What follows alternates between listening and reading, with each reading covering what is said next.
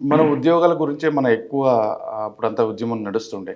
మీరు ప్రభుత్వ ఉద్యోగంలోకి ఎలా వచ్చారు? నేను మామూలుగా సర్వీస్ కమిషన్ ఎగ్జామ్ రాసి వచ్చాను. గ్రూప్ 2 జాబ్ అప్పుడు ఫారెస్ట్ రేంజ్ ఆఫీసర్‌గా నేను జాయిన్ అయ్యాను. 1975లోనే. 72లో నేను చెప్పిన టీపీఎస్ సెలక్షన్స్‌లో పార్టిసిపేట్ అయిన తర్వాత మళ్ళా రెగ్యులర్ కాలేజ్ మేము డిగ్రీ కాలేజ్ వరంగల్‌లో వెళ్ళేవాళ్ళం. ఆ వరంగల్‌లోనే కోదండ కూడా ఇంటర్మీడియేట్‌లో నాతో సీకేఎంలో చదువుకున్నాడు. నా క్లాసే. నా క్లాస్‌మేట్ కూడా. కోదండరామ్ సేమ్ క్లాస్ మేమిద్దరం ఇంటర్మీడియేట్‌లో.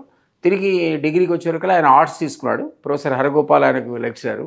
నేనేమో సైన్స్ తీసుకున్నా. సో ఇద్దరం ఒకటే కాలేజీలో మళ్ళీ ఇంకో 3 ఇయర్స్ కొనసాగా. నేను పీడిఎస్సీ ప్రెసిడెంట్ ఉంటే అప్పుడు. ఆ 3 ఇయర్స్ కూడా నేను ఫస్ట్ పీడిఎస్సీ ప్రెసిడెంట్ వరంగల్కి ప్రోగ్రెసివ్ డెమోక్రటిక్ స్టూడెంట్స్ యూనియన్ ప్రెసిడెంట్గా మొట్టమొదటి యూనిట్కి నేను వరంగల్ అధ్యక్షుడు ఉన్నా. సో అట్లా ఆ చైతన్యం అయితే తెలంగాణ ఉద్యమం వల్ల మాకు వచ్చిందో అది కొనసాగింపుగా మేము పీడిఎస్లో కూడా పనిచేయడం జరిగింది.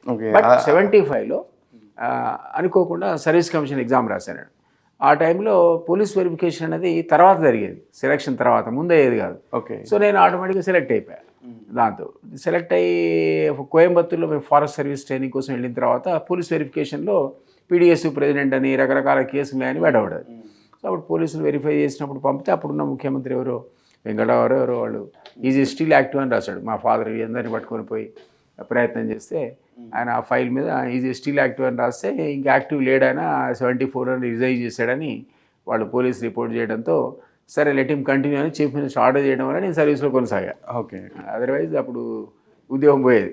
కానీ కానీ ఆ చైతన్యం అనేది ఉద్యోగాన్ని వదిలిపెట్టేలా చేసింది మిమ్మల్ని. మళ్ళా ఈ పాత చైతన్యం దాని ఇన్ఫ్లుయెన్స్ వల్ల 10 ఏళ్ల ఉద్యోగాన్ని వదులుకోవాల్సి వచ్చింది. అంటే దాని మళ్ళీ మీకు తెలుసు మలిదేశ ఉద్యమం స్టార్ట్ అయిన తర్వాత కేసీఆర్ అనేవాడు 2003లో ఎప్పుడైతే టీఆర్ఎస్ పెట్టి మళ్ళీ ఒక వేవ్ లాగా జయశంకర్ గారు వీళ్ళంతా అడ్వైజర్స్గా ఉద్యమం అనేది తీవ్రంగా మళ్ళీ మొదలైన సందర్భంలో న్యాచురల్గా మాలాంటి వాళ్ళందరూ ఇన్స్పైర్ అయినారు.